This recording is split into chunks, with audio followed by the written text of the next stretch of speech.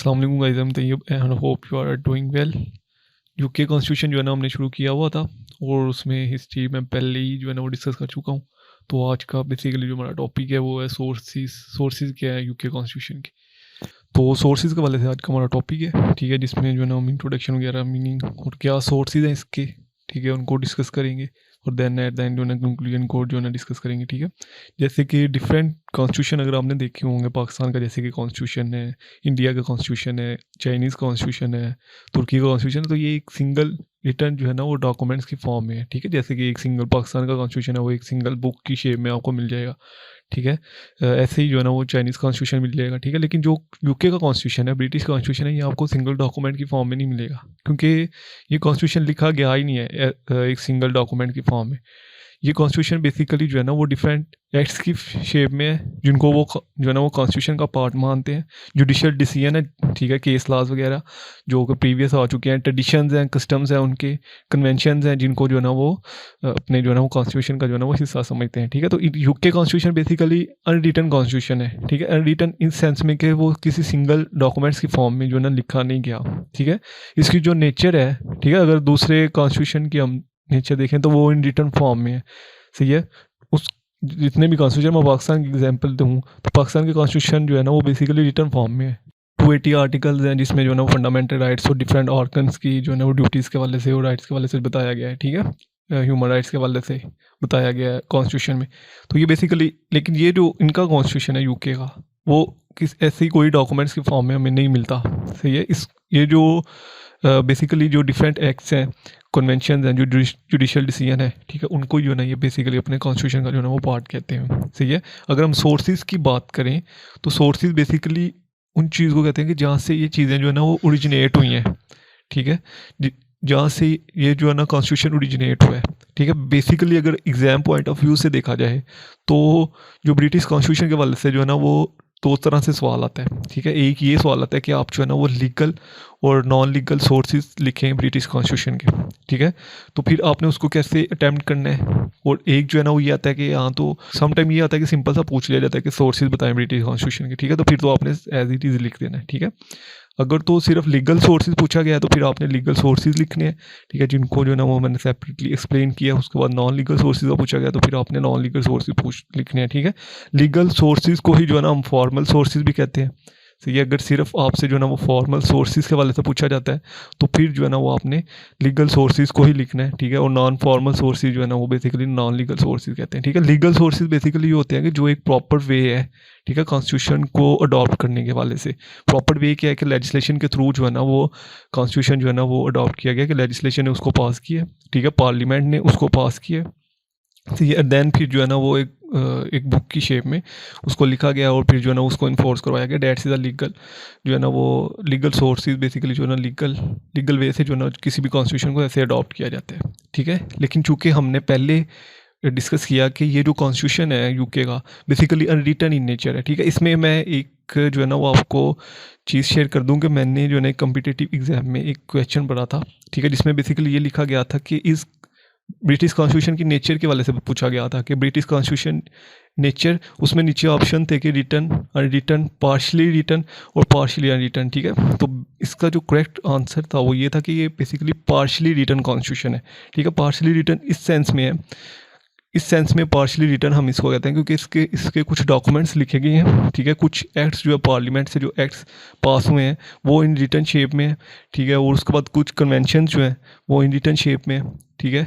और कुछ जो जुडिशियल डिसीजन है, ठीक है, जुडिस के जो ओपिनियंस हैं, ठीक है, वो सारी चीज़ें जो है ना हमें रिटर्न में मिलती हैं, ठीक है। रिटर्न इस वजह से कहते हैं क्योंकि ये एक सिंगल डॉक्यूमेंट्स की फॉर्म में नहीं है, ठीक है। जैसे कि पाकिस्तान का कॉन्स्टिट्यूशन जो है ना वो एक सिंगल डॉक्यूमेंट की फॉर्म में हमें जो है ना वो मौजूद मिलता है, ठीक है। तो लीगल सोर्सेज बेसिकली वही फॉर्मल सोर्सेज जिनको जो है ना वो पार्लियामेंट के थ्रू जो है ना वो पास करवाया गया है, ठीक है। या जजिस ने जो है ना किसी चीज़ पे डिसीजन दिया है या रूल जो है ना लॉस बनाया है, ये जो चीज़ें जो है ना वो लीगल सोर्सेज में आती हैं, सही है। तो सबसे पहले लीगल सोर्सेज जो है वो ब्रिटिश जो कॉन्स्टिट्यूशन का लीगल सोर्सेज जो सबसे पहला है वो ये है कि जो चीज़ पार्लियामेंट के थ्रू पास हुई है, ठीक है। अब पार्लियामेंट के थ्रू जो पास की हुई है, लेजिस्लेशन के थ्रू जो पास हुई है, ठीक है। लेजिस्लेशन मीन जो लॉ जो है ना वो लेजिस्लेटर जो पास करते हैं, ठीक है। एक्ट्स ऑफ पार्लियामेंट वगैरह ये सारे जो है ना वो जो एक्ट्स पार्लियामेंट के थ्रू पास हुए हैं, ठीक है, वो लीगल सोर्सेज में आते हैं, ठीक है। जैसे सबसे पहले जो डॉक्यूमेंट्स है, हिस्टोरिकल डॉक्यूमेंट्स, मैग्ना कार्टा 1215 का किंग जॉन और एबन बैरेंट्स के दरमियान जो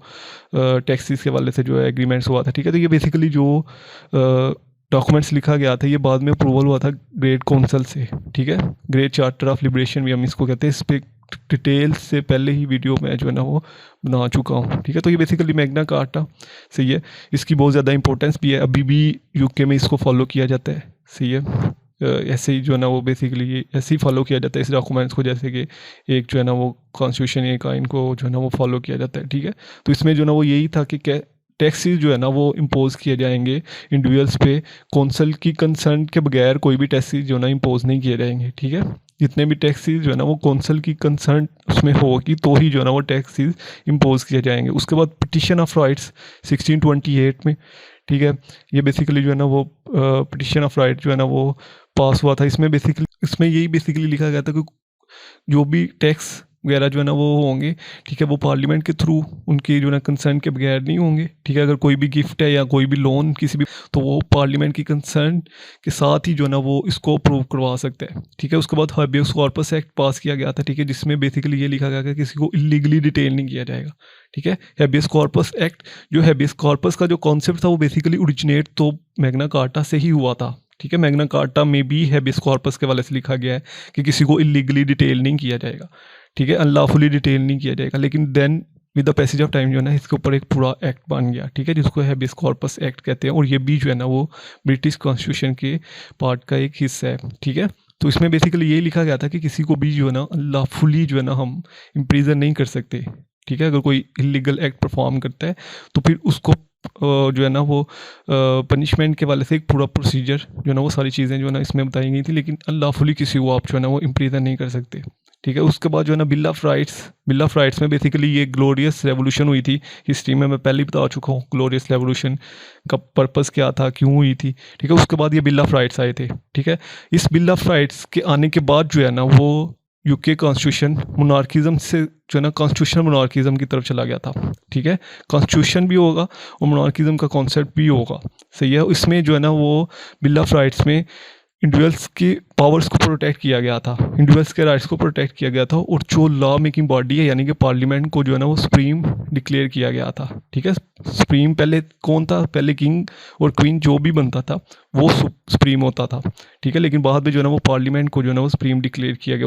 उसके बाद एक्ट ऑफ सेटलमेंट 1701, ये बेसिकली जो है ना ग्लोरियस रेवोल्यूशन और बिल ऑफ राइट्स के बाद जो है ना ये एक्ट पास किया गया, ठीक है। इस एक्ट में बेसिकली यही लिखा गया था कि जो किंग और क्वीन की अपॉइंटमेंट होगी ना वो किस बेस पे होगी, ठीक है। और जो किंग की अपॉइंटमेंट है, ठीक है, उसका क्या प्रोसीजर होगा, ये सारी चीज़ें, और क्या वो रूल्स बना सकते हैं कि नहीं बना सकते, ठीक है। उनको पास जो है ना वो कॉन्स्टिट्यूशन को अमेंड करने की पावर है कि नहीं है, ठीक है। क्या जो एक जो है ना लॉ पास हुआ है पार्लियामेंट से, ठीक है, क्या उस लॉ को जो है ना वो सस्पेंड कर सकते हैं कि नहीं कर सकते। ये तो सारी चीज़ें जो है ना एक्ट ऑफ सेटलमेंट 1701 में जो है ना वो सारी चीज़ें बताई गई थी। उसके बाद act of union with Scotland, ठीक है, स्कॉटलैंड के यूनियन के वाले से, ठीक है। इस एक्ट में जो है ना वो बेसिकली लिखा गया था। उसके बाद रिफॉर्म एक्ट, ठीक है। उसके बाद जो है ना पार्लियामेंट एक्ट ऑफ 1911, ठीक है, जिसमें जो है ना हाउस ऑफ कॉमन को जो है ना ज़्यादा पावर्स दी गई थी as compare to House of Lord, ठीक है। पहले ये होता था कि हाउस ऑफ लॉर्ड जो है ना वो सुपीरियर होती थी as compare to House of Common, ठीक है। हाउस ऑफ कॉमन के पास इतनी पावर्स नहीं थी होती जितनी हाउस ऑफ लॉर्ड्स के पास होती थी। फिर ये हुआ कि हाउस ऑफ कॉमन्स की पावर को जो है ना हाउस ऑफ कॉमन को सुप्रीम कर दिया गया, ठीक है। और हाउस ऑफ लॉर्ड्स की पावर जो है ना उनको कम कर दिया गया, ठीक है।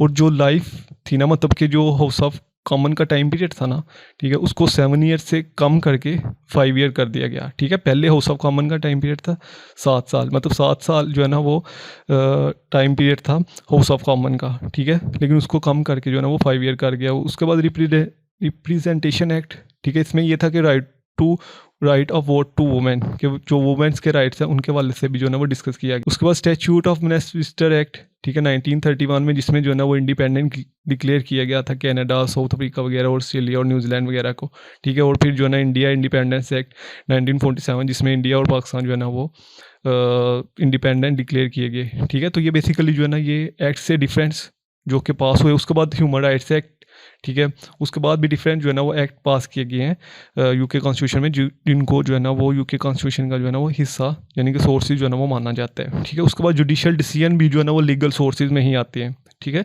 जुडिशियल डिसीजन मीन कि जो जजेस जो किसी भी जो है ना वो केस के ऊपर जो है ना वो फैसला देते थे, ठीक है, तो that's is a judicial decision.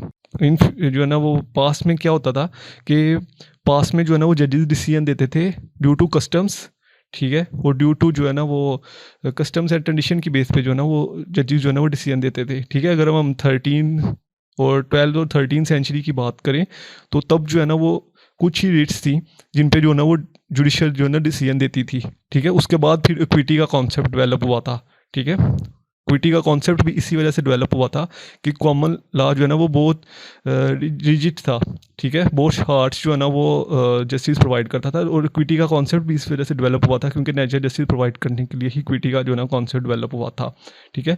इसको जो है ना हम नेक्स्ट डिटेल में जो है ना वो डिस्कस करेंगे, सही है। तो इक्विटी का कॉन्सेप्ट भी इसी वजह से डेवलप हुआ था क्योंकि जो है ना वो कॉमन लॉ जो है ना वो बहुत रिजिड जो है ना वो नेचर जो जस्टिस है वो प्रोवाइड करता था, लेकिन नेचर जस्टिस को प्रिवेल करने के लिए जो है ना इक्विटी का कॉन्सेप्ट जो है ना वो with the passage of time develop होता रहा, ठीक है। इसमें बेसिकली ये कुछ केस है, ठीक है, जिसमें जो है ना बुशेल केस है 1670 में, ठीक है। इसमें जो है ना वो जूरिस को इंडिपेंडेंट डिक्लेयर किया गया, ठीक है। उससे पहले ये था कि जूरिस पे बहुत ज़्यादा प्रेशर होता था, ठीक है, और जो कौंसल होती थी रॉयल प्रोग्रेटिव्स जो रूल बनाती थी उसी के बेस पे जो है ना वो डिसीजन होते थे कोर्ट्स में, ठीक है। उस पर होवेल केस में बेसिकली इम्यूनिटीज़ दी गई जजेस को कुछ, सही है। तो ये बेसिकली कुछ केस है जिनको जो है ना अपने एग्जाम में ज़रूर इनके वाले से जो है ना वो लिखना है कि जूरिस को जो है ना इंडिपेंडेंट डिक्लेयर किया गया, ठीक है, और जजेस को जो है ना इम्यूनिटीज़ दी गई, ठीक है। उसके बाद जो है ना जो नॉन लीगल सोर्सेज है, नॉन फॉर्मल सोर्सेज हैं, ठीक है, ये तो बेसिकली 2 लीगल सोर्सेज थे, ठीक है, जिसमें जो है ना वो लेजिस्लेटर, ठीक है, लेजिस्लेटर जो जिन्होंने एक्ट्स जो है ना वो पास किए हैं, ठीक है, और जुडिशरी वगैरह, ये जो है ना लीगल सोर्सेज है। उसके बाद नॉन लीगल सोर्सेज में कन्वेंशन आती हैं सबसे पहले, ठीक है। कन्वेंशन बेसिकली ये था कि कन्वेंशन को भी जो है ना वो कॉन्स्टिट्यूशन का हिस्सा ही समझा जाता है, लेकिन मैं एक चीज़ बता दूं कि इस टाइम जो यूके का कॉन्स्टिट्यूशन है वो एविडेसी के कॉन्सेप्ट पे बेस करता है, ठीक है। एविडेसी का क्या कॉन्सेप्ट था? रूल ऑफ लॉ, चूँकि आपने जो है ना वो अच्छे से पढ़ा होगा और हम आने वाले लेक्चर्स में इसको और डिटेल से भी डिस्कस करेंगे, ठीक है। एविडेसी का जो रूल ऑफ लॉ का कॉन्सेप्ट था, ठीक है, सुपरमेसी ऑफ लॉ होनी चाहिए, ठीक है, और फेयरनेस जो फेयर जस्टिस होना चाहिए, ठीक है, और उसके बाद जो है ना वो लॉ जो है ना उसको वो उसकी सुपरमेसी होनी है, कॉन्स्टिट्यूशन जो है ना वो सबसे सुप्रीम होना चाहिए, ठीक है। तो यही बेसिकली एविडेसी का जो कॉन्सेप्ट था उस पर जो है ना इस टाइम जो यूके का कॉन्स्टिट्यूशन है वो सारा जो है ना बेस करता है, ठीक है। तो कन्वेंशंस बेसिकली क्या थी? कन्वेंशंस यही थी कि जो कौंसल्स या किंग और क्वीन के दरमियान कोई एग्रीमेंट्स हुआ है, ठीक है, या किंग और क्वीन का जो है ना इंडिविजुअल्स के दरमियान कोई एग्रीमेंट्स हुआ है, ठीक है। कन्वेंशंस बेसिकली ये ही थी जो कि यहाँ तो क्वीन और क्वीन का जो है ना वो एग्रीमेंट हुआ है कौंसल्स के दरमियान, ठीक है। कौंसल आपको पता ही है कि, ठीक है, तो ये बेसिकली उनके दरमियान जो कन्वेंशंस यानी कि जो एग्रीमेंट्स हुए हैं, ठीक है, उनको भी जो है ना वो यूके कॉन्स्टिट्यूशन का जो है ना वो सोर्सेज समझा जाता है, ठीक है। किंग और क्वीन जो है ना वो जो कन्वेंशंस के कुछ पॉइंट्स मैंने यहाँ पे लिखे हैं, ठीक है। किंग और क्वीन जब भी कोई जो है ना वो टैक्स वगैरह इम्पोज करेंगे या कोई भी लॉ जो है ना वो न्यू रूल्स बनाएंगे, ठीक है, तो वो कैबिनेट की एडवाइस के बगैर नहीं बना सकते, ठीक है। उसके बाद कोई भी टैक्स वो लगाएंगे तो वो पार्लियामेंट की कंसर्न के बगैर नहीं कर सकते, ठीक है। उसके बाद पार्लियामेंट जो है ना वो यानी कि जो भी कौंसल्स होती थी, ठीक है, वो साल में एक दफ़ा ज़रूर जो है ना वो मीटअप करेंगी, यानी कि किसी भी रूल्स के ऊपर या किसी भी चीज़ को जो है ना वो डिस्कस ज़रूर करेंगी, ठीक है। उसके बाद जो है हाउस ऑफ कॉमन में जिस बंदे की मेजोरिटी होगी वो प्राइम मिनिस्टर होगा, ठीक है। अब आज भी देख लेंगे जो पर्सन जो है ना वो हाउस ऑफ कॉमन में जिस पार्टी की मेजोरिटी होती है, ठीक है, उसको जो है ना वो प्राइम मिनिस्टर जो है ना वो अपॉइंट किया जाता है। उसी पार्टी में से किसी मेंबर को जो है ना वो प्राइम मिनिस्टर जो है ना वो अपॉइंट किया जाता है, ठीक है। तो ये बेसिकली हाउस ऑफ कॉमन का लिखा है, not for House of Lords, ठीक है। तो हाउस ऑफ लॉर्ड में से जिस पार्टी की मेजोरिटी होगी उसको जो है ना वो प्राइम मिनिस्टर अपॉइंट किया जाएगा। कैबिनेट जो है ना वो बेसिकली रिस्पॉन्सिबल होगी जो भी वो एक्ट परफॉर्म करती है, और रिस्पॉन्सिबल किसके सामने होगी? पार्लियामेंट के सामने, ठीक है। पार्लियामेंट किसी भी वाले से किसी भी पर्सन से कलेक्टिवली जो है ना वो उसके वाले से कैबिनेट के वाले से जो है ना वो कोई भी क्वेश्चन पूछ सकती है, ठीक है। और parliament shall consist of 2 chambers, 2 chambers होंगे पार्लियामेंट्स के, ठीक है, एक हाउस ऑफ लॉर्ड और एक हाउस ऑफ कॉमन, ठीक है। और जो है ना वो लॉर्ड्स जो मीटिंग करेंगे बेसिकली वो हाउस ऑफ लॉर्ड्स में ही होंगी, ठीक है। जुडिशियल डिसीजंस वगैरह और डिसाइड जो भी होगा वो यहीं से होगा, ठीक है। उसके बाद आपको आप ये भी देखेंगे जब हम नेक्स्ट पढ़ेंगे कि हाउस ऑफ लॉर्ड्स ने ही वहाँ पे बहुत सी जो ना कोर्ट्स एस्टेब्लिश की हैं। इक्विटी में जब शुरू शुरू में 13-14 सेंचुरी में जो आती थी, रिट्स आती थी, ठीक है, वो इन्हीं के पास आती थी, कौंसिल के पास, ठीक है। कोर्ट ऑफ चांसरी जब बनी थी, सही है, तो ये इनके पास जो है ना रिट्स आती थी। देन ये फिर जो है ना इन्होंने बहुत सी कोर्ट्स, जब जुडिकेटर एक्ट आया 1873 में, 1875 में, तो उसके बाद जो है ना इसको अमलगमेट कर दिया गया था कॉमन लॉ को और इक्विटी को, ठीक है। तो देन फिर उसके बाद बहुत सी कोर्ट्स जो है ना वो स्टैब्लिश हुई थी, ठीक है। तो ये हम नेक्स्ट डिस्कस करेंगे। ये आई थिंक मैंने हिस्ट्री जब पढ़ाई थी तो उसमें मैंने काफ़ी चीज़ें इनमें डिस्कस की थी कि ये कॉमन लॉ के वाले से बेसिकली वो ही लॉज होते हैं जो कि जजेस बनाते हैं, ठीक है। और ये बेस करते थे कस्टम्स एंड ट्रेडिशंस पे, ठीक है। यूके में जो कस्टम्स और ट्रेडिशंस थे और उसके बाद जो रूल्स बनाए थे रॉयल प्रेरोगेटिव्स ने, ठीक है, उन पे जो है ना वो ये बेसिकली बेस करते थे जो भी डिसीजन होते थे जजेस के, ठीक है। रॉयल प्रेरोगेटिव्स ने जो रूल्स बनाए थे उन पे जो है ना ये डिसीजन करते थे पास्ट में, ठीक है। फिर with the passage of time जो है ना वो कुछ न्यू जो है ना वो रूल्स बनाए, ठीक है। फिर जब जूरी को इंडिपेंडेंट कर दिया गया, ठीक है, उसके बाद फिर जो है ना जूरी डिसीजन करती थी, ठीक है। उसके बाद फिर जो है ना फ्रीडम ऑफ स्पीच और असम्बली के वाले से, ठीक है, रूल्स बने, ठीक है। तो ये बेसिकली जो जैसे जैसे रूल्स इस्टेब्लिश होते गए, ठीक है, उसी के बेस पे फिर जो है ना वो जजेस डिसीजन करते थे, ठीक है। उसके बाद अथॉरिटेटिव वर्ड्स, जैसे कि मैंने पहले कहा कि आज का अगर हम यूके का कॉन्स्टिट्यूशन देखें तो वो सिर्फ वो सबसे ज़्यादा जो बेस करता है वो एवीडीसी के कॉन्सेप्ट पे बेस करता है, रूल ऑफ लॉ जो उसने कॉन्सेप्ट दिया था, जो है ना वो जुरिस्टिक जो राइटर्स थे, ठीक है, ब्लैक स्टोन वगैरह हो गया, ठीक है, इन्होंने जो है ना वो जो काफ़ी काम किया। उसके बाद उसको एज अ सोर्स जो राइटर्स थे, ये जूडिस राइटर थे, इनको भी जो है ना वो एज अ कॉन्स्टिट्यूशनल जो सोर्सेज है, ठीक है, उसमें भी जो है ना ये इनकी बहुत से जो जूडिस थे उनकी जो राइटिंग थी उनको जो है ना कॉन्स्टिट्यूशन में ऐड किया गया, ठीक है। तो ये बेसिकली डिफरेंट सोर्सेज थे, ठीक है, जिनको हमने डिस्कस किया, ठीक है। दो लीगल सोर्सेज हैं, एक जो लेजिस्लेटर के थ्रू जो पास हुआ है, ठीक है, और एक जो है ना जुडिशरी के थ्रू जो है ना वो यानी कि जुडिशियल जो डिसीजन है वहाँ से जो है ना वो जो लॉज पास हुए हैं उनको जो कॉन्स्टिट्यूशन का जो है ना हिस्सा खाते हैं, ठीक है। उसके बाद जो नॉन लीगल सोर्सेज हैं उसमें कन्वेंशन आ जाती हैं, ठीक है। उसके बाद कॉमन लॉ आ जाता है। उसके बाद जो डिफरेंट जूडिस्ट हैं उनके जो है ना राइटिंग आ जाती है, ठीक है। तो ये बेसिकली जो है ना डिफरेंट सोर्सेज हमने जो है ना डिस्कस किए। उसके बाद इसका एज यूजुअल आपने कंक्लूजन निकला, ठीक है, कि बेसिकली जो है ना वो अनरिटन इन नेचर है, ठीक है। इसका जो law basically not in single documents की फॉर्म में ये हमें चीज़ नहीं मिलती, ठीक है। सोर्सेज इसके जो ड्राइव हुए हैं ज़्यादातर वो जुडिशियल डिसीजन से हुए हैं, ठीक है, कस्टम से हुए हैं, यूसेज ट्रेडिशंस कॉमन लॉ से हुए हैं, ठीक है, जो कन्वेंशंस हैं, ठीक है, वहाँ से इनके जो है ना सोर्सेज जो है ना वो ड्राइव हुए हैं। और जो एक्ट ऑफ पार्लियामेंट्स हैं, ठीक है, वहाँ से जो है ना वो यूके कॉन्स्टिट्यूशन जो ब्रिटिश कॉन्स्टिट्यूशन है, ठीक है, इसकी जो है ना वो डेवलपमेंट्स और ग्रोथ हुई है, ठीक है। इसके वाले से कोई भी क्वेश्चन हो आप वैसे पूछ सकते हैं। इंशाल्लाह जल्द मिलते हैं नेक्स्ट वीडियो में। 2 में अल्लाह हाफ़िज़।